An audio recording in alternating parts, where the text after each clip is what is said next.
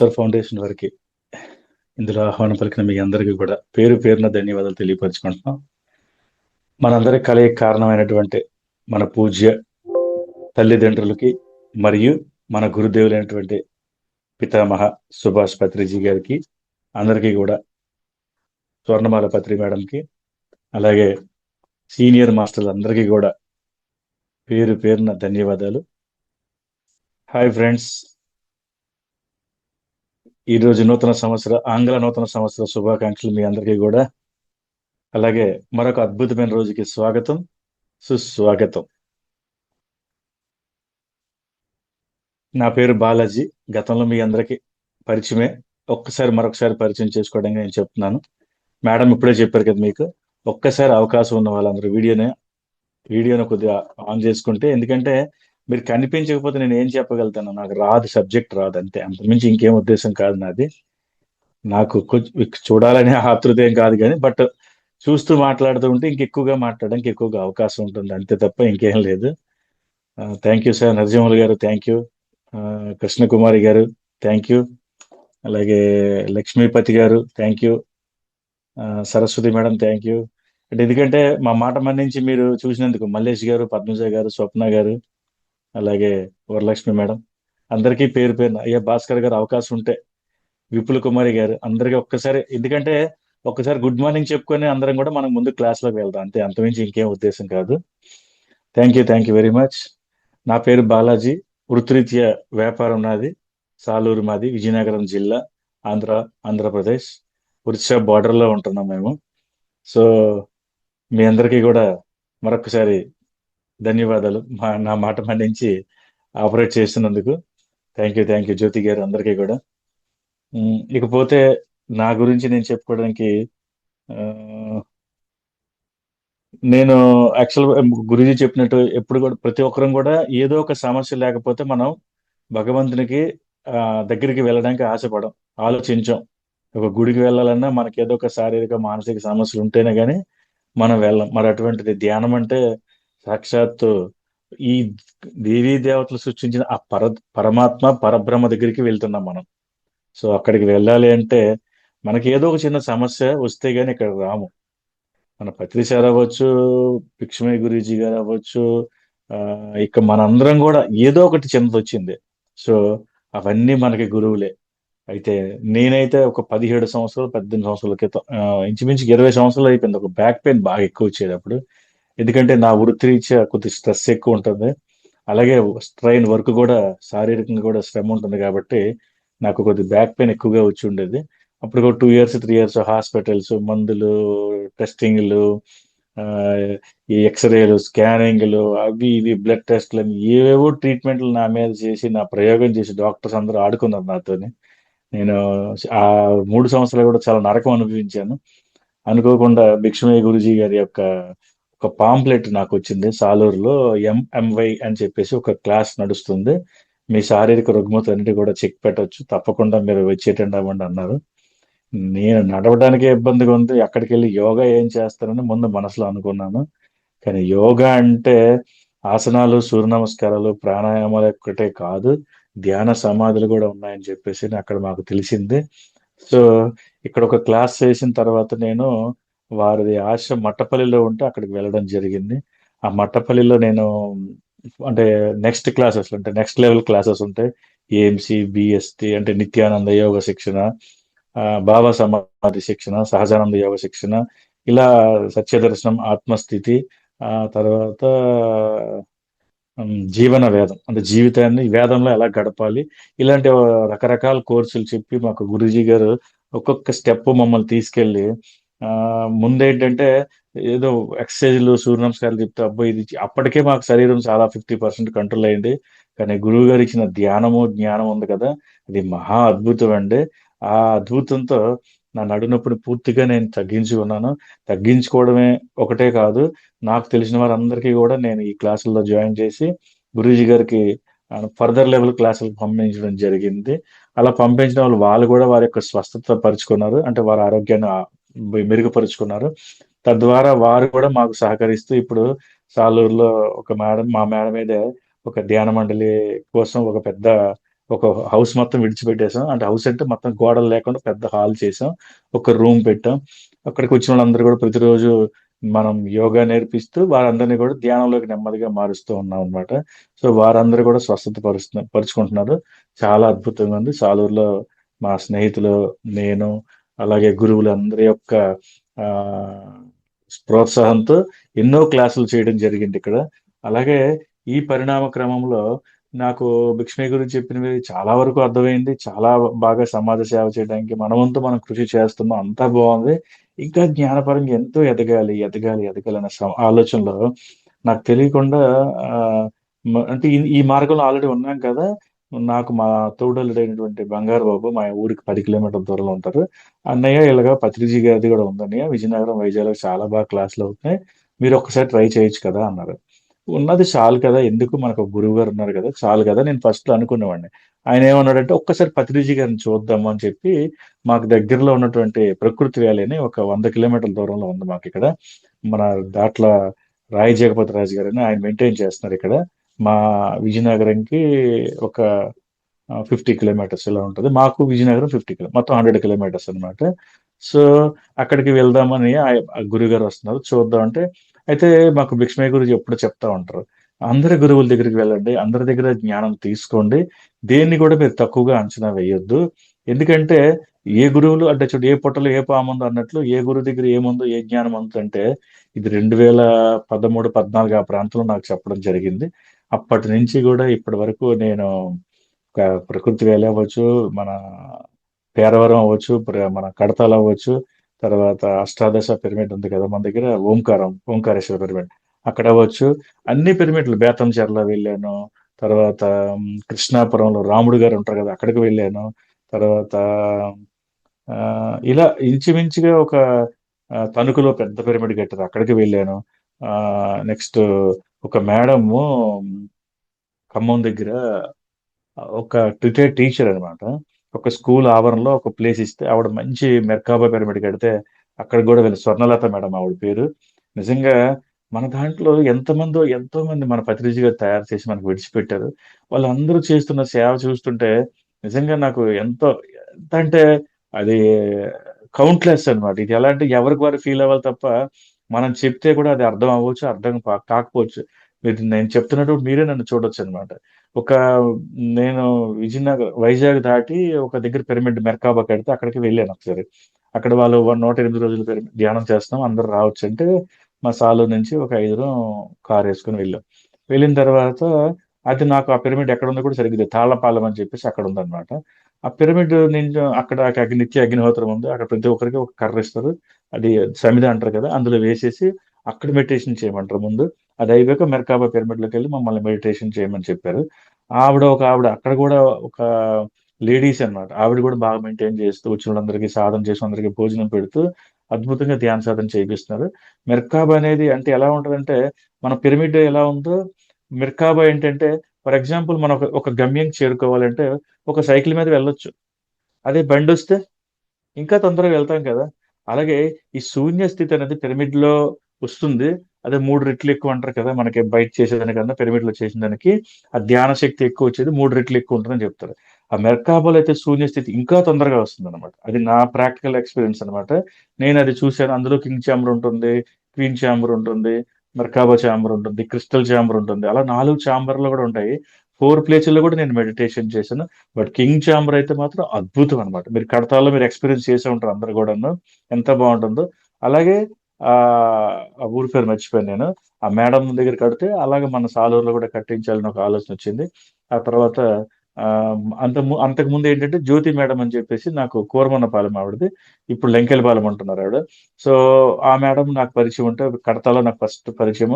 ప్రేమమూర్తి ఎంతో అద్భుతంగా మాతో మాట్లాడతారు, ఎంతో మంచి క్లాసులు చెప్తారు ఆ మేడం కూడా. అయితే ఆవిడ ద్వారా నేను లంకెలపాలెం తాళపాలెం వెళ్ళడం జరిగింది. రిటర్న్ లో మా ఇంటికి రండి అని ఆవిడంటే, వాళ్ళ ఇంటికి వెళ్ళగా డ్రాప్ చేయాలి కదా, వారి ఇంటికి వెళ్తే మొహాలు కడుక్కొని నాన్న అని చెప్పి గబగబా అందరికి టీలు పెట్టి అందరికి టీలు ఇచ్చారు. నాన్న పిరమిడ్ మేడం మీద ఉంది, అందరికి ధ్యానం చేసుకుందామా అడిగారు. ఓ అంతకన్నానా అన్నాం. మేడం మీదకి వెళ్ళి ధ్యానం కూర్చున్నాం అనమాట. కూర్చొని చాలా బాగుంది. యాక్చువల్గా అక్కడ నాకు ఇన్స్పిరేషన్ ఏంటంటే, మేడం వాళ్ళ హస్బెండ్ వాళ్ళు లారీలో పనిచేసే ఒక డ్రైవర్ సంథింగ్ అట్లా అన్నమాట. అయితే ఒక సామాన్యమైన వ్యక్తులు చక్కగా పిరమిడ్ కట్టుకున్నారు. మాకు కాస్త కూస్త భగవంతుడు అవకాశం ఇచ్చాడు కదా! మేమెందుకు పిరమిడ్ కట్టలేకపోతున్నామో నాకు అర్థం కాదు. యాక్చువల్‌గా మాది ఆల్రెడీ 3 ఫ్లోర్స్.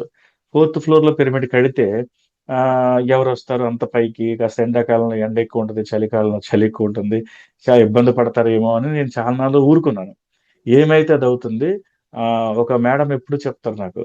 మనము భూమికి గిఫ్ట్ ఇచ్చినట్టు. ఇంతవరకు భూమి నుంచి మనం తినటానికి, త్రాగటానికి ఎన్నో పండ్లు, కూరగాయలు, ఆహార పదార్థ దినుసులు అన్నీ కూడా మనం ఏదైతే తింటున్నామో మనకి భూమే ఇస్తుంది.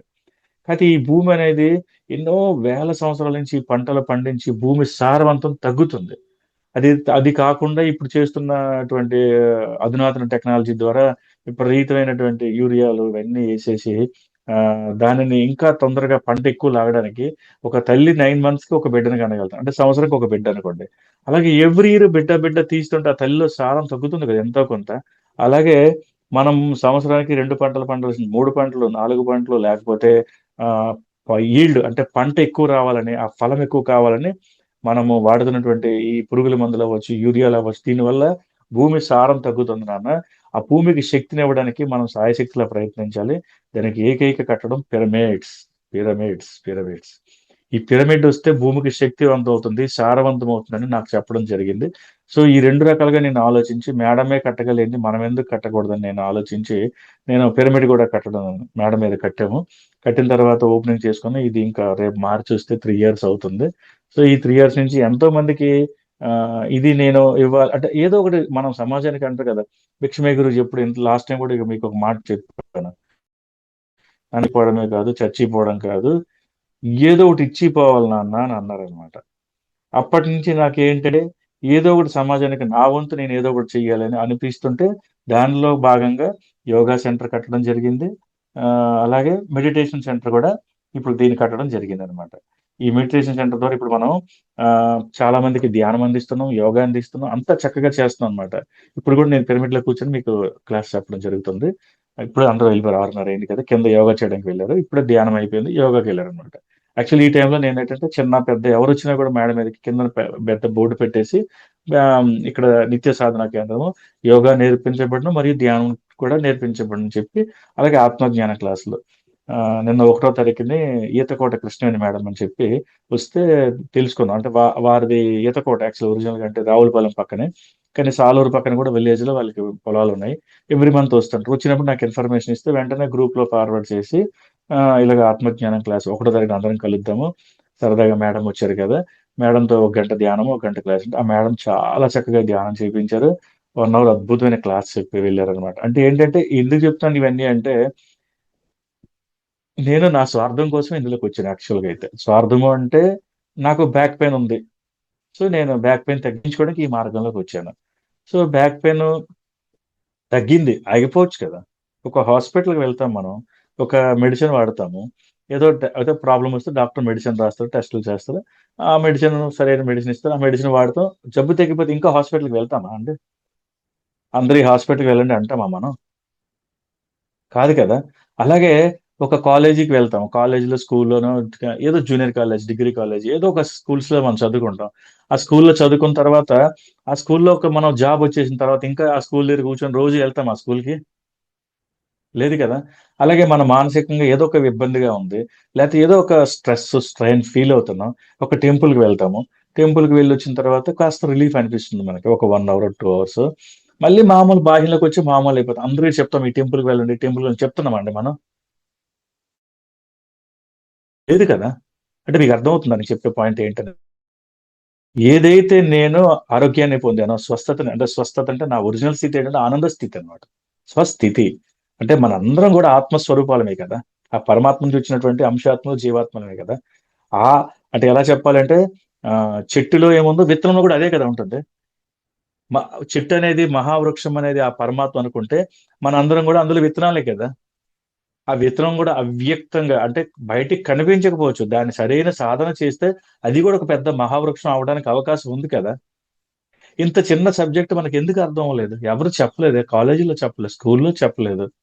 అమ్మా, నాన్నకి పాపం వాళ్ళకి తెలీదు. వాళ్ళు చెప్పడానికి. వాళ్ళు ఏంటంటే ఎంతసేపు మనకి మంచి బట్టలివ్వాలి, మంచి చదువునివ్వాలి, లేకపోతే ఇట్లా ఆలోచించేవారు తప్ప ఆహ్, ఇది ఆధ్యాత్మిక జ్ఞానం ఉందని వారికి పాపం తెలియదు.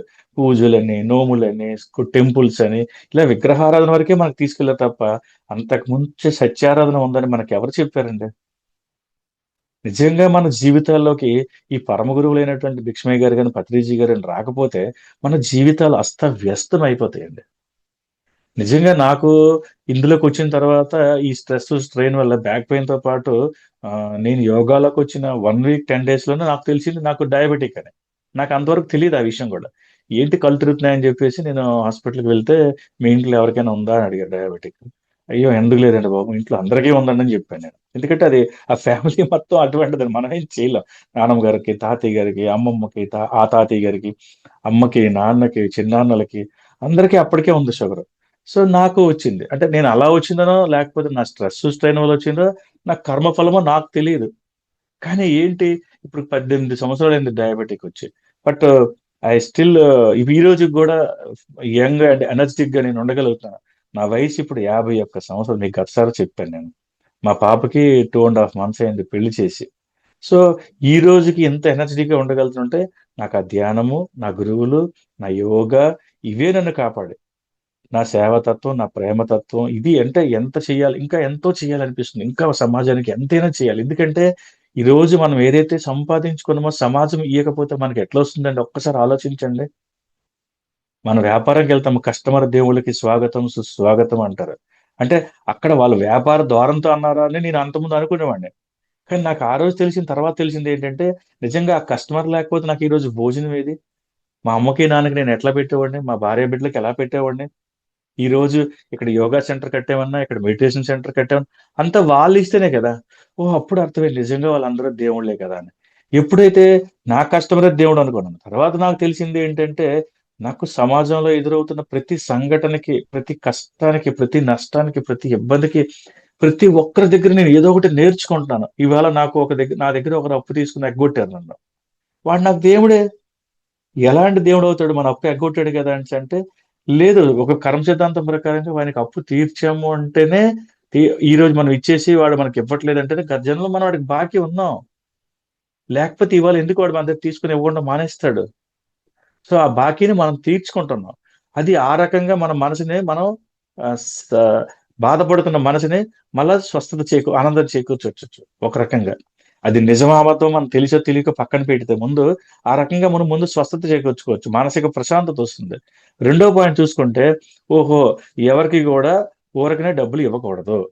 ఇంకా రాబోయే కాలంలో నాకు పోవాల్సిన డబ్బుని ఆయనే కదా నన్ను కాపాడినట్టు. So, finance ఆపేసొచ్చు. ఆ బిజినెస్ ఆపేయటం ఇంకా. ఎందుకు? అది మనకి కరెక్ట్ కాదు. అంటే ఇప్పుడు నా గురువెవరు?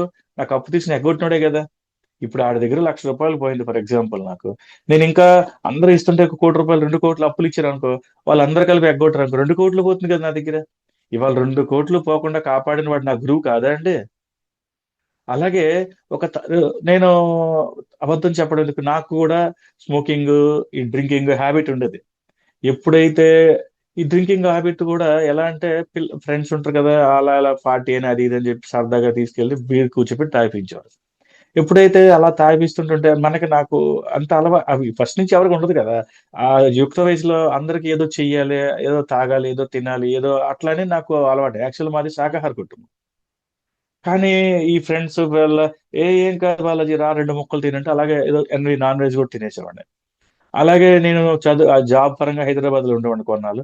ఆ టైంలో అక్కడ ఫ్రెండ్స్ స్మోక్ చేస్తుంటుంటే, నాకు ఏమి అనిపించేది కాదు గానీ, పర్లేదు ఒక దమ్ము కొట్టు, ఒక దమ్ము కొట్టు అంటే అలాగా అంటే ఏంటి, మనము ఆహార వ్యవహారాలు మార్చుకోమని చెప్తారు కదా! వ్యవహారం అంటే ఎవరితో తిరుగుతామో అదే మనం అవుతాం కొన్నాళ్లకి. అలాగే తెలియకుండా నాకు ఎలా అంటే ఓన్‌గా నాకెప్పుడు స్మోకింగ్, డ్రింకింగ్ చేయాలి, మాంసం తినాలని తెలీదు. కానీ ఈ స్నేహితుల బలవంతం వల్ల ఆ మార్గంలోకి వెళ్ళడం జరిగింది. కొన్నాళ్ళు వెళ్ళిన తర్వాత మందైతే మాత్రం పూర్తిగా ఎందుకో ఒక్కసారి నా మీద నాకే అసహ్యం వేసిందనమాట. వామిటింగ్స్ అవ్వటం, చిరాకవ్వటం, ఏంటిది నేనేనా ఇలా మారిపోయానని చెప్పి ఆ రోజు నుంచి అది పూర్తిగా బంద్ చేసేసాను. బట్ స్మోకింగ్ అనేది అలవాటయింది. రోజుకి 1, 2 సిగరెట్‌లు కదా ఏమైపోద్దిలే అని అలా నేను కాల్చడమే కాదు, నా పక్కోడు పిలిచి ఆడు నాకిచ్చాడు కదా ఇంతకుముందు, నేను నా పక్కోడు ఫ్రెండ్స్ పిలిచి వాళ్ళకి ఇప్పించడం. ఇట్లా ఎళ్తుంటుంటే మళ్ళీ ఆ స్మోకింగ్ ఎవరికీ తెలియకూడదు. ఊరు చివరికి వెళ్లి బండేసుకొనెళ్లి, అక్కడ స్మోక్ చేసి, అక్కడ ఒక మింట్ చాక్లేట్ ఏసుకొని, మళ్ళీ ఈ స్మోక్ స్మెల్ ఎవరికీ తెలియకుండా, అరే నేనేంటి ఇలాంటి పనులు చేసి నాకు అర్థం బాధ అనిపిస్తుండేది. చూడటానికి బయటికి అంత మంచిగా కనిపిస్తాను. మళ్ళీ ఏంటి ఇలా తప్పులు చేస్తాను నాకు అనిపిస్తూ ఉండేది. అప్పుడు భిక్షమయ్య గురూజీ క్లాస్‌లోకెళ్ళిన తర్వాత ఆయన అన్నారన్నమాట ఒక మాట. మనలో చెడు తీయకుండా మంచి ఎలా వస్తుందండి? ఒక క్షేత్రం అంటే మీకొక పొలం ఉంది. ఆ పొలములో ఒక మంచి పంట వేయడానికెళ్లారు. ఆల్రెడీ పంట అయిపోతే ఏమవుతుందక్కడ? కలుపు మొక్కలొచ్చుంటాయి. కలుపు మొక్కలు తీయకుండా కొత్త పంట ఎట్లేస్తాం మనం? వెయ్యలేం కదా! సో, అలాగా నాకేం చెప్పారంటే ఆయన ఆ పాయింట్‌లోని మీరు మీలో చెడు అలవాట్లు తీయకుండా మంచిని ఎలా పంపిస్తారు లోపలికి మనసులోకి అడిగారనమాట. అప్పుడు నాకు రోజుకొకసారి టీ తాగే అలవాటు కూడా ఉండేది. అది గూడా చెడు అలవాటే. ఎందుకంటే టీలో ఉండే ఒక విష పదార్థం పేరు మీకు తెలుసు కదా అందరికి కెఫీన్. అలాగే మనం టీ తయారు చేయాలంటే ఏం కావాలి ఇంకా? షుగర్ కావాలి. ఫర్ ఎగ్జాంపుల్ షుగర్ ఏంటి? ఎక్కడి నుంచి తయారవుతది? షుగర్ కేన్ జ్యూస్ నుంచి తయారవుతుంది. షుగర్ కేన్ జ్యూస్ ఏ కలర్‌లో ఉంటుంది? Dark green colour. సో, దాన్ని వైట్ చేయాలంటే ఎన్ని కెమికల్స్ కలిపి ఉంటారు షుగర్‌లో? ఒక్కసారి చూడండి. మనం ఇంట్లో బట్టలు మార్చిపోతే అవి డిటర్జెంట్ సోప్స్ వాడతాం కదా! తెల్లగా రావాలని. మరి ఆ నాచు కలర్ అయినటువంటి ఆ యొక్క రసాన్ని వైట్ క్రిస్టల్స్‌గా మార్చాలంటే మరి ఎన్ని కెమికల్స్ కలిపి ఉంటారండి? ఇక ఈ 2 పోతే ఇంక పోతే పాలు. మూడోది పాలు కావాలి కదా! టీ కావాలంటే. పాలు కావాలంటే ఏం చేయాలి? ఒక బ బ దాన్నేమంటారు? ఆవు లేకపోతే గేదె ఇలా మనం పాలు తెచ్చుకుంటాం. ఫర్ ఎగ్జాంపుల్ చూడండి ఆ పాలు తాగడం చాలా మంది మంచిదే అంటారు. కానీ ఎంతవరకు మంచిదో చాలా మందికి తెలీదు. అమ్మ పాలు ఎంతవరకు తాగుతాం మనం? ఒక 2, 3 ఇయర్స్ వరకు. అంతే కదా! ఎవరైనా అమ్మ పాలు తాగేది 2, 3 ఇయర్సే. ఇంకా తప్పదు అనుకుంటే 5 ఇయర్స్. అయితే అమ్మ పాలు ఇవ్వకపోయినా ఆవు పాలు ఇస్తారు. గోమాత అంటారు కదా! ఆ అమ్మకి అంతవరకు మరి పాలు పడకపోతే గోమాత పాలిస్తారు. సో, ఎంతవరకు 5 ఇయర్స్ వరకు. ఆ తర్వాత అన్నం తింటాడు కదా వాడు. ఇంక మనకు పాలతో పని లేదు కదా! ఒక్కసారి మీరు ఆలోచించండి. ఆహ్, ఈ సృష్టిలో ఒక్క మానవుడు తప్పించి వేరే ఏ జీవి అయినా ఇంకో వేరే జీవి యొక్క పాలు తాగుతుందా? ఒక్క మానవుడు మాత్రమే. మరి ఆ పాలు ఒక్కసారి చూడండి. పోనీ మన తల్లి ఈ బిడ్డ కాకుండా ఊరందరి బిడ్డకి పాలిస్తుందా? లేదు కదా! మరి ఆ గోమాత తన బిడ్డ కోసం కదా తయారు చేసుకుంది ఆ పాలని. మనం ఎట్లా దొంగిలిస్తాం ఆ పాలని?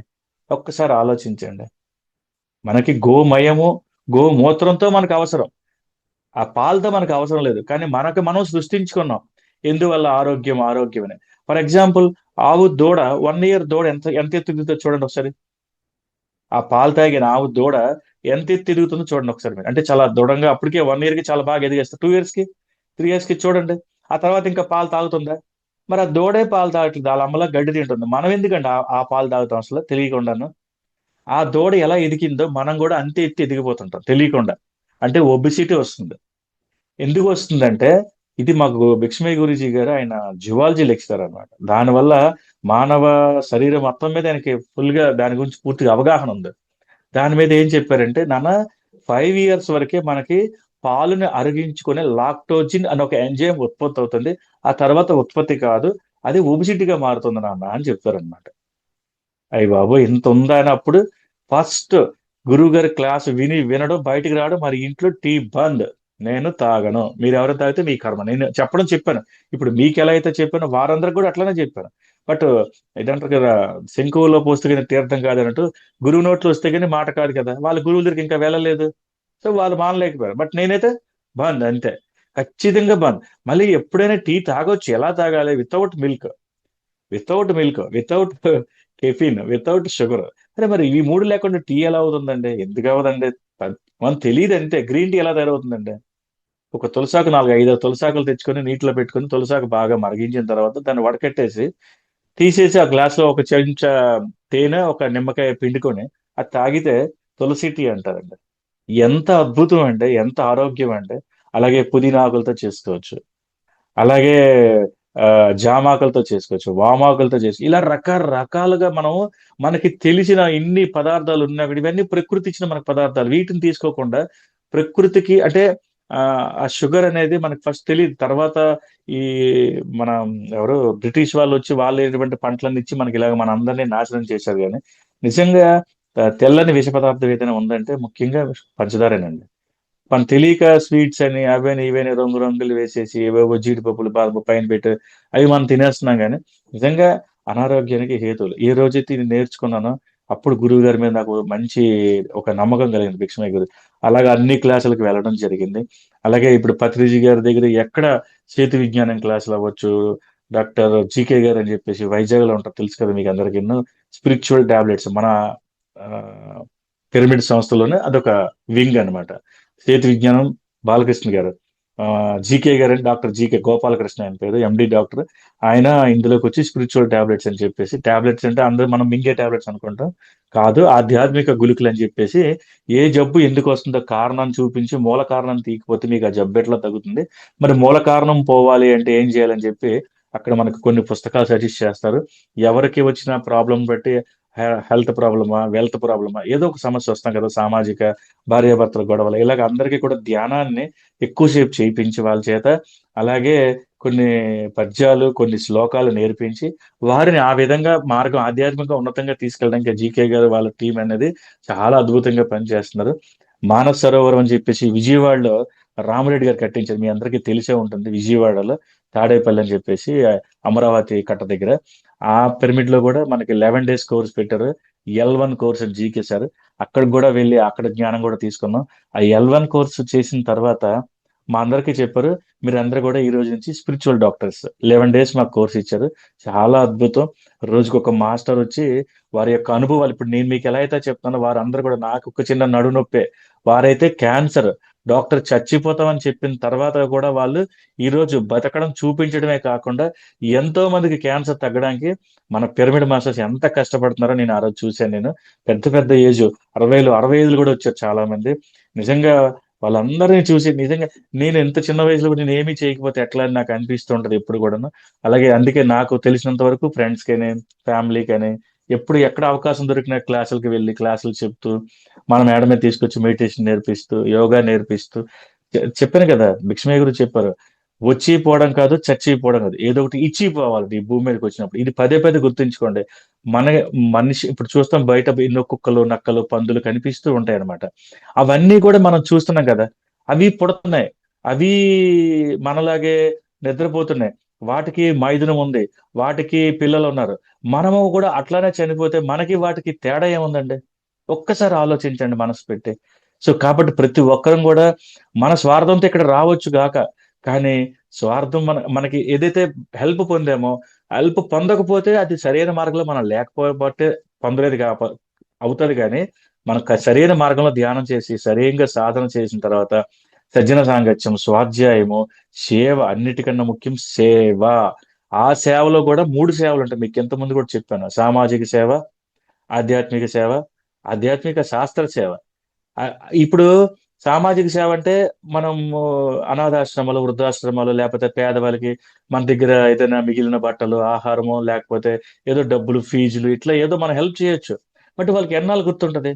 మహా అయితే భోజనం పెట్టామనుకో 3-4 hours తర్వాత మళ్ళీ అడిగి భోజనం అవసరమే కదా. బట్టలు ఇస్తే ఒక 2-3 years తర్వాత మళ్ళీ బట్టలు అవసరమే కదా.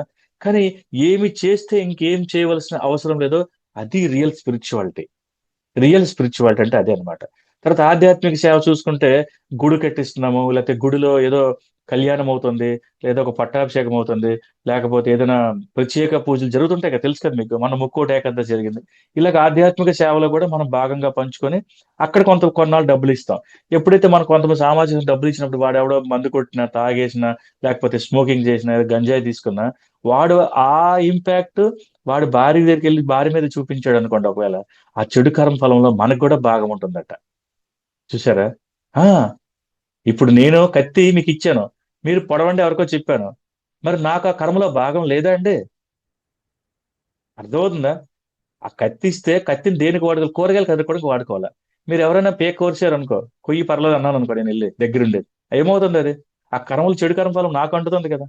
తద్వారా రేపు అటువంటి కర్మ నేను తీసుకోవాలి కదా. అలాగే నేను ఇచ్చిన డబ్బులతో తాగినా కూడా, అందుకే ఈ మధ్యకాలం చూస్తున్నాం కదా, ఎవరికి డబ్బులు ఇవ్వద్దు, వాటర్ బాటిల్ ఇవ్వండి, లేకపోతే ఫుడ్ ప్యాకెట్లు ఇవ్వండి. దాని వల్ల ఏం అవ్వదు కదా వాళ్ళకి. సో ఎవరికైనా సామాజిక సేవ చేయాలనుకుంటే ఖచ్చితంగా డబ్బులు అయితే మాత్రం ఇవ్వద్దు. కనీసం బిస్కెట్ ప్యాకెట్లు పెట్టుకోండి, మనం వెళ్ళే బండిలోనో కారులోనో బిస్కెట్ ప్యాకెట్ ఇవ్వండి. ఒక మూగ జీవికి ఇవ్వండి ఒక బిస్కెట్ ప్యాకెట్, ఎక్కడ కుక్క కనపడింది అరుస్తుంటది పాపం, ఒక బిస్కెట్ ప్యాకెట్, అంతే తప్పించి డబ్బులు అయితే ఎవరికి ఇవ్వద్దు. వాడు దాని ద్వారా చెడు కర్మ చేస్తే ఆ చెడు కర్మ ఫలం మనకి కూడా ఉంటుంది. చిన్న మీకు లాజిక్ చెప్తాను చూడండి. ఇవాళ వాడు ముష్టివాడు ఎందుకు అయ్యాడండి? ఒక ముష్టివాడు ఎందుకు అయ్యాడు? గత జన్మలో ఎవ్వడికి ఒక రూపాయి కూడా పెట్టలేదు వాడు. ఎవరికి చాటివాడికి ఏ రకం సహాయం చేయలేదు. అందుకు భగవంతుడు చేసిన శిక్ష అది. అవునా కాదా? ఇది మీకు యాక్సెప్టెడ్ కాదా? యాక్సెప్టేనే కదా? అయితే ఫర్ ఎగ్జాంపుల్ మనం భౌతికంగా చూసుకుందాం. ఒక వ్యక్తి మన స్నేహితుడే, బాగా క్లోజ్ ఫ్రెండ్, ఏదో ఒక ఆవేశంలో ఎవరినో చంపేశాడు. వాడికి జైలు శిక్ష పడింది. అయితే మన స్నేహితుడు కదా, ఒకసారి వెళ్ళి చూడాలని అనిపిస్తుంది. చూడడానికి వెళ్ళాం. చూసిన తర్వాత అక్కడ ఉన్న సెంట్రీస్ అందరూ కూడా టీ తాగడానికి బయటకు వెళ్ళారు. ఆ కీస్ అనేవి అక్కడ పైన దోపు ఉంటాయి. ఒరే ఒరే ఒక్కసారి ప్లీజ్ రా, ఆ తాళాలు ఉన్నాయి కదరా, విడిపించారా అని అన్నాడు ఆడు. ఆడి మీద మోహంతో ప్రేమతో ఆ తాళాలు తీసి నేను విడిపించేశాను. అయితే విడిపించేస్తే వాడు బయటకు వెళ్ళిపోయాడు. మీకు తెలుసు కదా, జైల్లోకి ఎవరైనా చూడడానికి వెళ్తే కంపల్సరీగా మన ఫోన్ నెంబరు, మన పేరు, మన ఆధార్ కార్డు ఇచ్చి వెళ్ళాలి. అయితే నేను కూడా సైలెంట్ గా బయటకు వెళ్ళిపోయాను. నా ఆధార్ కార్డు, నా అడ్రస్ అక్కడ ఉంది కదా, నా ఫోన్ నెంబర్ ఉంది కదా. నన్ను ట్రేస్ చేసి పట్టుకొని నన్ను జైల్లో పెడతారా? నాకేమో సకల మర్యాదలు చేస్తారా? అర్థమవుతుంది నా పాయింట్? వాడికి పడిన శిక్షలో నేను వేలు పడితే నాకు పడదా శిక్ష? సో నన్ను తీసుకెళ్లి లోపల పెట్టారు. అంటే ఏమర్థమైంది మీకు? అంటే భగవంతుడు వేసిన శిక్షలో మనం చేయి పెడితే మనకు శిక్ష ఇక్కడ తాత్కాలికంగా జడ్జి గారు వేసిన శిక్షలోనే మనం చేయి పెడితే మనకి శిక్ష పడిందే. మరి భగవంతుడు వేసిన శిక్షలో నేను చేయి పెడితే నాకు పడదా అండి? అలానే నేను ఇవ్వద్దు అంటలేదు, ఇవ్వండి. కానీ నా చేత ఆ భగవంతుడు ఇప్పిస్తున్నాడనే భావనతో ఇవ్వండి. ఇక్కడ ఆ పాయింట్, భావన ముఖ్యం. ఆ భగవంతుడు నా చేతి ఇప్పిస్తున్నాడు, నేను ఇస్తున్న భావన తీసి పక్కన పెట్టండి. చూడండి, పంతులు గారికి ఒక 10 రూపాయలు ఒక పండు ఇచ్చి మనం దండం పెడతాం. మన చిన్నప్పటి నుంచి అలవాటు ఉంది కదా అందరికీ. ఆయన ఏమంటాడు? శ్రీకృష్ణ అర్పణమస్తు. విన్నారా ఈ మాట? ఈ మాట పంతులు గారు అంటారు, విన్నారా లేదా ఇప్పుడు?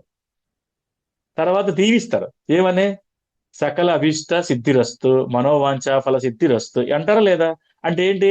ఆయన తీసుకున్న దానికి నీ మనస్సులో ఉన్నటువంటి ఏదైతే మనోవాంఛ ఫల, అంటే నీ మనో వాంఛ అంటే కోరికలు, నీ కోరికలు సిద్ధించాలి అని దీవించి వెళ్ళారు. అంటే ప్రత్యుపకారం చేశారు.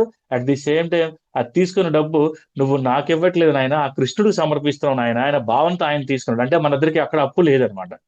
ఆ పంతులు గారికి మనకి అప్పు లేదు. అర్థమవుతున్న పాయింట్? అలాగా నా చేత ఆ భగవంతుడు ఇప్పిస్తున్నాడు. ఇంకా చెప్పాలి అంటే, మనం పుట్టప్పుడు డబ్బులు తీసుకొచ్చామండి? బంగారం తీసుకొచ్చామా? ఈ నగలు, నాణ్యాలు, లేకపోతే ఈ బిల్డింగ్లు మనం తీసుకొచ్చామండి? ఇదంతా ఎవరిచ్చారు? సమాజమే కదా. ఆ సమాజంకి తిరిగి మనం ఇవ్వడానికి మనకి భగవంతుడు అవకాశం ఇచ్చాడు. ఈ విధంగా ఫీల్ అయ్యి ఇవ్వాలి తప్పించి అక్కడ ఎటువంటి అహంకారానికి మనం పోవడానికి లేదు. ఇకపోతే ఆధ్యాత్మిక సేవ. ఆధ్యాత్మిక సేవలో ఏంటి? గుడికి, పంతులు గారికి, వాళ్ళకి అందరికి మనం డబ్బులు ఇచ్చి పూజలు చేయండి, ఇక్కడ నిత్య దీపారాధన జరగాలి, నిత్య ప్రసాదం జరగాలి. మంచిదే, చాలా మంచిదే. కానీ ఆ పంతులు గారు బెంచ్ కార్లో తిరుగుతుంటే మీకు ఎలా అనిపిస్తుంది? చిన్న బాధ అనిపిస్తుందా లేదా అక్కడ? అరే వీళ్ళు మనం ఇచ్చిన డబ్బులతో వీళ్ళు చక్కగా మెయింటైన్ చేస్తున్నారు, వాళ్ళ పిల్లల్ని ఏమో పెద్ద పెద్ద కాన్వెంట్లు, పెద్ద పెద్ద చేతికి ఏమో బాగా ఇదంటే గండ బేరు ఉండాలని చెప్పేసి పెద్ద పెద్ద కడియాలు, మెడలో 2 3 చైన్లు, ఇవన్నీ చూస్తుంటే ఎక్కడో మనకి మనసు అనిపిస్తుందా లేదా? అరే ఏంటి నేను ఇస్తున్నది ఏంటి, ఈయన చేస్తుంది ఏంటి మనకు అనిపిస్తుంది లేదా? అనిపిస్తుంది లేదు మేడం, చెప్పండి. మీరు చేస్తారు ఇలా తల ఊపిరి నాకు చాలు, అర్థమవుతుంది నాకు. మీరందరూ నాకు కనిపిస్తున్నారు. మీరు ఇలా ఊపిరంటే నాకు అర్థం, అవునా కాదా? అప్పుడు మనసు బాధ అనిపిస్తుంది. అప్పటి నుంచి ఏం చెప్పారు గురువు గారు మనకి? అక్కడ కావలసిన పువ్వులు ఇవ్వండి, అక్కడ కావలసిన టెంకాయలు ఇవ్వండి, లేదా ప్రసాదం తయారు మీ ఇంట్లో చేసి అక్కడ ఇవ్వండి. అప్పుడు ఏమవుతుంది? ప్రసాదం మాత్రం వినియోగం జరుగుతుంది, అవునా కాదా? టెంకాయలు ఎక్కువ ఇచ్చామనుకో ఏమవుతుంది? కొబ్బరికాయలు ఎండబెడతారు, అది కొబ్బరి నూనె తయారు చేస్తారు, దీపారాధనకు పనికి వస్తుంది, అవునా కాదా? మనం డబ్బులు ఇచ్చి వాళ్ళు సామరపతులు తయారు చేసినట్టు కదా మనమే, వారు తప్పు చేయడానికి మనమే కదా అవకాశం ఇస్తున్నాం. సో అక్కడ ఆధ్యాత్మిక సేవలో కూడా ఈ రకంగా సేవ చేయాలి. రెండోది, అక్కడ కూడా అహంకారం, నేను ఇచ్చానని అక్కడ అహంకారం పోకూడదు. నా చేత భగవంతుడు ఇప్పిస్తున్నాడు. లేదు ఇంకా చెప్పనా, ఆయన మనకిచ్చింది ఆయనే తీసుకుంటాడు. ఇంకా చెప్పాలంటే సింపుల్ గా, అవునా కాదా? ఆయన ఇప్పుడు ఇల్లు కట్టుకుంటాం, ఏమంటాం? భగవంతుడే ఇల్లు కట్టుకున్నామండి. అబ్బాయికి జాబ్ వచ్చింది, భగవంతుడు అబ్బాయికి జాబ్ వచ్చింది. అంటే భగవంతుడి దేవుడు జాబ్ వచ్చినప్పుడు మరి భగవంతుడి దయ కోసం మనం కూడా ఇవ్వాలి కదా అందరు కూడా అక్కడ. సో ఆ విధంగా ఆధ్యాత్మిక సేవ చేసినా కూడా అహంకారం పోకూడదు, ఇచ్చినా కూడా వస్తు రూపంలోనే ఇవ్వాలా.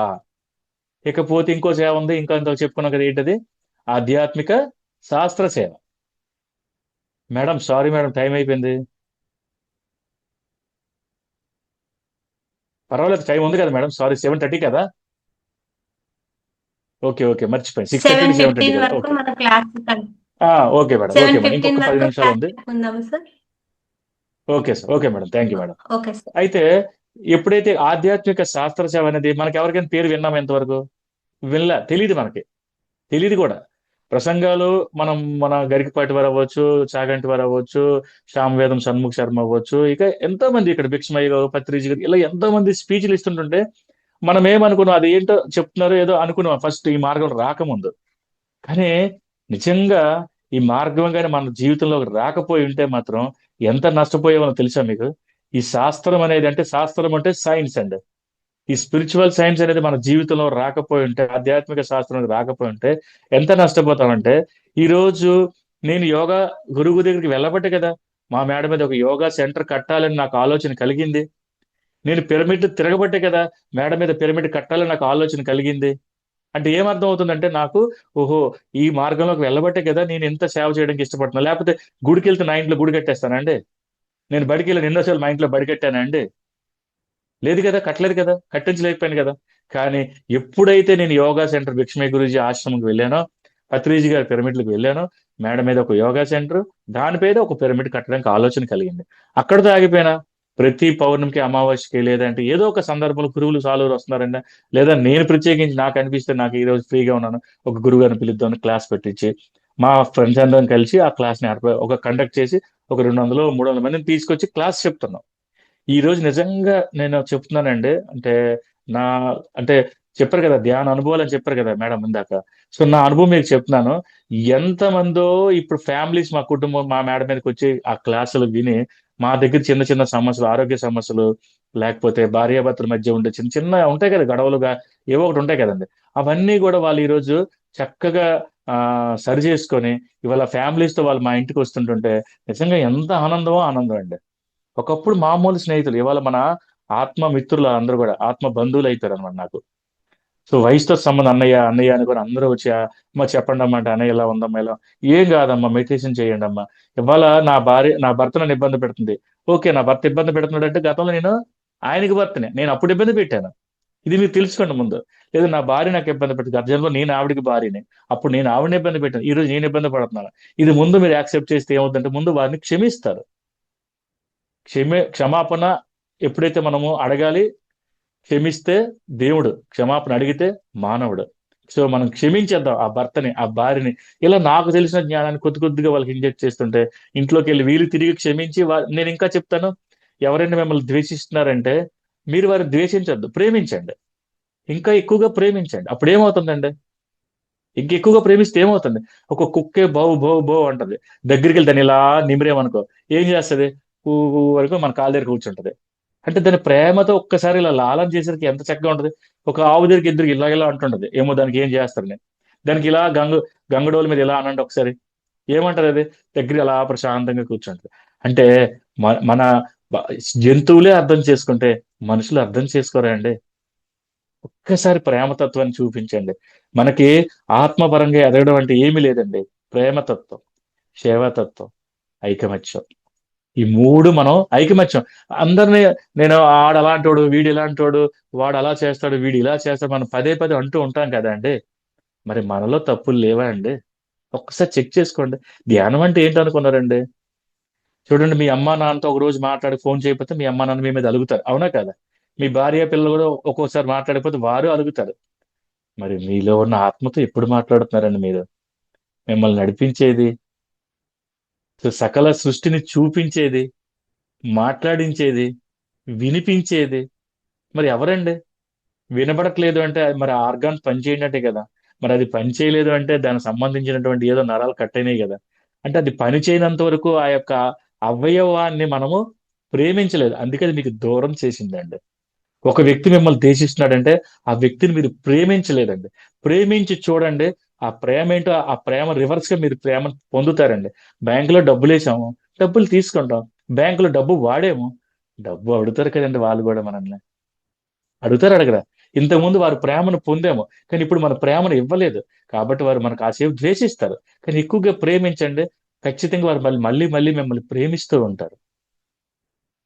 అలా మనం ఏది ఇస్తామో అదే పుచ్చుకుంటాం. ఇక ఆధ్యాత్మిక శాస్త్ర సేవ, మొన్న మా ఊర్లో ఒక కర్రి వెంకట్రావు గారు అని చెప్పేసి ఆయనకి రియల్ ఎస్టేట్ ఉంటే అక్కడ పిరమిడ్ కట్టించాలని ఆయనకి ఒక ఆలోచన మనం కల్పించాం. ఆయన గుడి కట్టడానికి ఆలోచనలో ఉంటే, సార్ గుడి కట్టండి తప్పులేదు, అంతకు మించిది కడితే ఇంకా మంచిదే కదా సార్ నేను అన్నా అనమాట. ఎలా అని అడిగితే ఇలాగ ఈ విషయాలన్నీ ఇలా చెప్పుకుంటూ వస్తే ఆయన కాస్త ఇంపాక్ట్ అయ్యి ఓకే కడదాం బాలాజీ గారు, వాళ్ళ చుట్టాలు కూడా చెప్తే అందరూ చెప్తే ఆయనకి ఆల్రెడీ పత్రిజీ గారు తెలుసంట. కానీ పత్రిజీ గారు అంటే జ్ఞానానికి ఎప్పుడు మాతో రాడు ఆయన. నేను ఎప్పుడో 20 ఏళ్ల క్రితం పత్రిజీ గారు సాలూరు వస్తే నేను ఆయన క్లాస్కి వెళ్ళాను బాలాజీ గారు అన్నారు. చాలా సంతోషం, మీకు దాని గురించి మీకు అర్థమైంది కదా ఇంకా. సో ఒక పిరమిడ్ కడదాం అంటానంటే అప్పుడు మెరకాబా పిరమిడ్ కట్టడానికి కిందనేమో ఒక పెద్ద యోగా హాల్ కట్టించడానికి, ఆ ముందునేమో క్లాసులు పెట్టించుకోవడానికి అద్భుతంగా ₹1,00,00,000 జాగా ఫ్రీగా ఇస్తూ 25 లక్షల రూపాయలు ఈ రోజుకి ఆయన ఖర్చు పెట్టి అన్ని కట్టించి ఇచ్చారు ఈ మాటకి. ఒక్కసారి ఆలోచించండి. 1,25 లక్షల రూపాయలు ఒక వ్యక్తి ఇవ్వడం అంటే నాట్ ఏ జోక్ కదా. సో ఆ విధంగా ఆయన ఇంపాక్ట్ చేయగలిగాం. ఇప్పుడు అది తయారవుతుంది. కొద్ది రోజులకి అక్కడే క్లాసులు పెడతాం, అక్కడ పిరమిడ్ కట్టించు, మెర్కాబా పిరమిడ్ కింద యోగా సెంటర్ 3 రకాలుగా. ఒక అతను ఈ పిరమిడ్ రోజు నేను వెళ్ళి తడుపుతుండేవాడిని. అక్కడ వాకింగ్ చేస్తుంటారు, ఆ ఏరియా కూడా అంత ఖాళీ చేయకుండా వాకింగ్ చేస్తుంటారు. ఒక అతను తెలిసిన అతను, సార్ ఏంటి సార్ ఇక్కడ కడుతున్నారు, ఆయన పిరమిడ్ అంటే తెలియదు కదా వాళ్ళకి, కొత్త వాళ్ళు కదా. సార్ ఇది ఒక విద్యాలయం, ఇది ఒక ప్రకృతి వైద్యాలయం, ఇది ఒక విద్య వైద్య ఆ ఒక హాస్పిటల్. వైద్యాలయం అంటే హాస్పిటల్ తెలుసు కదా, ప్రకృతి వైద్యాలయం. రెండోది ఏంటిది, ఆరోగ్య నిలయం, ప్లస్ జ్ఞానం. 3 రకాలుగా మనం ఇక్కడ అందరికీ తయారు చేస్తామండి. అంటే చూడండి, ఎక్కడికైనా వెళ్తే ఒకటే మనకు వస్తుంది, కానీ మనం పిరమిడ్ లోకి వస్తే చూడండి, ఒకవైపు ఆరోగ్యం వస్తుంది, ఇంకోవైపు జ్ఞానం వస్తుంది, ఇంకోవైపు సకల భోగకారిణి అంటే అన్ని భోగాలు మనకి ఇస్తుంది. ఎలా అంటే మనం ఇంతకు ముందు ఎంతున్నా, బీరువాలో 100 చీరలున్నా ఎవరి దగ్గర ఒక చీర కట్టుకుంటే బాగుంటే, ఆ కలర్ బాగుంటే, ఆ డిజైన్ బాగుంటే, ఆ చీర లేదు, ఆ చీర లేదు, ఆ చీర లేదు. 100 చీరలు ఉన్నాయి, ఒక్క చీర లేకపోతే మనకు కష్టం. ఇవాళ ఒక్క చీరన సంతృప్తిగా ఉన్నామండి. ఇది మన ఆరోగ్యం. తెలుసా మీకు? ఇది ఆరోగ్యం. ఆడెవడో మంచి ఇల్లు కడితే ఆ ఇల్లు చూసాక అచ్చా ఇలా కడితే బాగుండు, ఇలా కట్టుకుంటే బాగుండేది, అనవసరంగా ఇలా కట్టేసాను, ఇలా కట్టేసాను. అరే మనకి ఉండడానికి గూడు ఉంది, నిలబడడానికి నీడ ఉంది. ఇది కదా మనం తెలుసుకోవాల్సిందే. ఇవాళ హ్యాపీగా ఉన్నాం. ఎవడైనా కారు కొంటే, ఆడది బెంజ్ కారు అయితే అబ్బా ఆడది బెంజ్ కారు, మనది మామూలు కారు, ఆడది బెంజ్ కారు మన మామూలు కారు అని ఫీల్ అయ్యేవాళ్ళం. ఇవాళ అరే అసలు సైకిల్ లేని నేను ఇవాళ కారు కొనుక్కున్నాను, ఇంత ఆనందం ఎక్కడ వస్తుంది? ఒకప్పుడు మన దగ్గర సైకిల్ ఉందా అండి, బండి ఉందా అండి? ఇవాళ కారు కూడా వచ్చిందంటే ఎంత ఆనందపడాలండి మన దగ్గర. అంటే చిన్న చిన్న విషయాలకు కూడా ఆనందపడడం అనేది ఈ విద్యాలయంలో నేర్చుకున్నాము.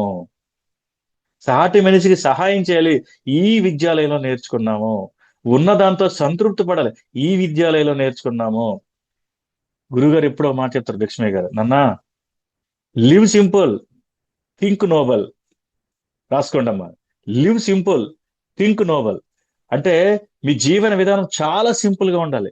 పత్రిజ్ గారు ఎప్పుడో ఒక మాట చెప్తారు, అరే ఒక్క రొట్టె ముక్క ఇంత పచ్చడి బద్ద కోసం ఎందుకురా అందరినీ మోసం చేయడం, అబద్ధాలు చెప్పడం, బాధలు పెట్టడం, అంత అవసరం మనకి డబ్బు? ఒక రొట్టె ముక్క ఇంత పచ్చడి బద్ద ఇస్తే మనకి ఆహారం, ఆ రోజుకి ఆహారం అయిపోయింది కదా. ఇంకెందుకు ఎవరిని బాధ పెడతారు మీరు? ఎందుకు ఎవరిని మోసం చేస్తారు, ఎందుకు ఎవరిని అన్యాయం చేస్తారని చెప్తా ఉంటే నిజంగా అదే కదా మార్గం అనిపించింది.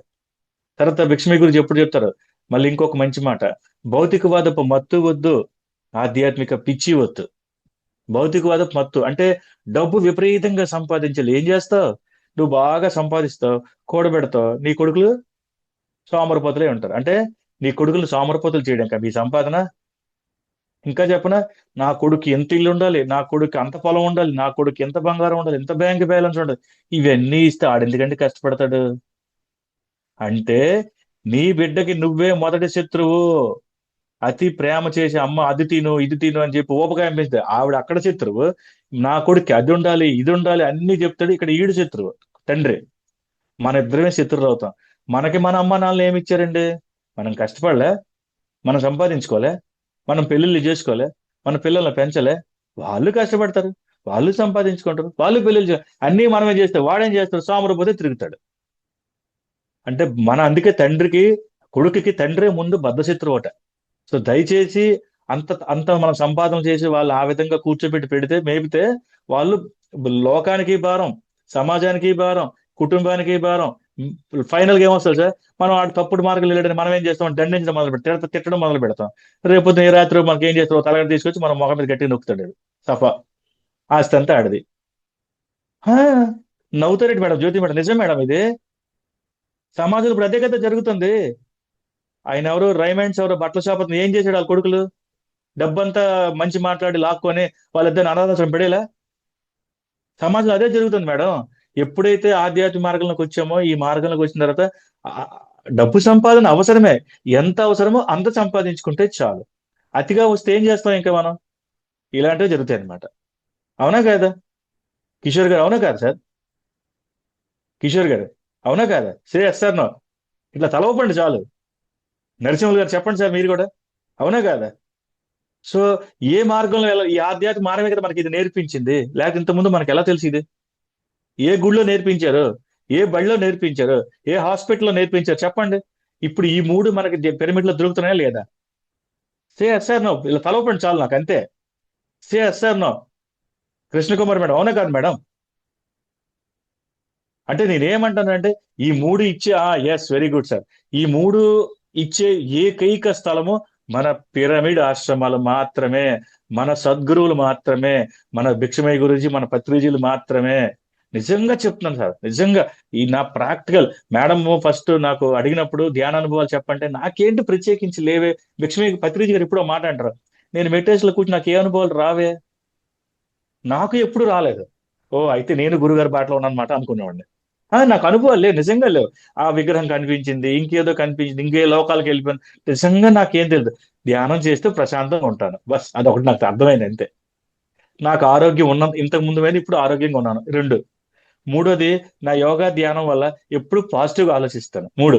ఇంతకు మించి ఆరోగ్యం ఏం కావాలి సార్? ఇంతకు మించి ఇంకేం ఆరోగ్యం కావాలి చెప్పండి సార్ మనకి? కోట్లు కావాలా? తినడానికి తిండి ఉంది, చక్కగా చూసుకునే భార్య ఉంది, మంచి బిడ్డలు ఉన్నారు. ఇంకేం కావాలి నాకు? అన్నదమ్ములు ఉన్నారు, అక్క చెల్లెలు ఉన్నారు, వారానికి ఒకసారి అందరితో మాట్లాడి అందరితో పలకరిస్తాను. ఐకమత్యం అనుకున్నాం కదా. కలుపుకోవాలా, కలవాలా, కలుపుకోవాలా, కలవాలి. అందుకే నీటిని మంచి నీరు అని చెప్పారు. అది అన్నిట్లో కలిసిపోతుంది, అందరినీ కలుపుకుంటుంది. అందుకే అది మంచి నీరు అయింది అనమాట. మీరు అందరినీ కలుపుకోండి, అందరితో కలవండి. మంచి నరసింహులు అవుతారు, మంచి చంద్రయ్య అవుతారు, మంచి కిషోర్ గారు అవుతారు, అవునా కదా? మంచి కృష్ణకుమారి గారు అవుతారు. మనం కలుపుకోము, కలవం. మన అహంకారంతో మనం కలం. భిక్షమి గురించి ఎప్పుడు ఒక మాట చెప్తారు, నాన్న, ఆశ్రమంలోకి వచ్చేటప్పుడు నీ చెప్పులు ఎక్కడ పెడతావో అక్కడ నీ అహంకారం విడిచిపెట్టి లోపల రా నాన్న అంటారు. నేను ప్రిన్సిపల్ అండి, నేను ఎమ్మెల్యేనండి, మా ఊరి సర్పంచ్నండి. వాట్ నెక్స్ట్ ఏంటి? నువ్వు ఆధ్యాత్మికత కాదు కదా, నువ్వు నా దగ్గరికి వచ్చావు కదా, నేర్చుకోవడానికి వచ్చావు కదా. నీ అహంకారం నీ చెప్పుల దగ్గర పెట్టి లోపలికి వచ్చి కూర్చో. లేదా నీ చెప్పులు వేసుకుని నువ్వు అట్నుంచి నీ అహంకారం తోడుకొని నువ్వు అట్నుంచి అటు వెళ్ళిపోంటారు అనమాట. ఆధ్యాత్మికతలో ఎదగడం అంటే ఒదిగి ఉండడం. అహంకారాన్ని తీసేయాలండి లైఫ్ లో. అది తీనంత వరకు కూడా ఏంటి? తీరినంత వరకు మనం ఇంకా ఇందులోనే ఉంటాం అనమాట.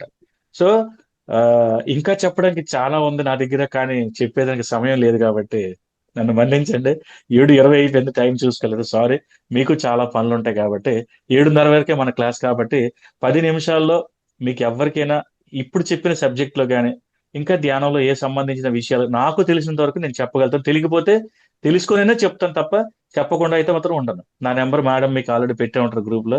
9440541796. So thank you very much.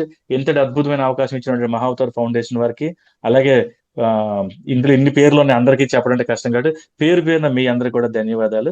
ఇక థ్యాంక్ యూ.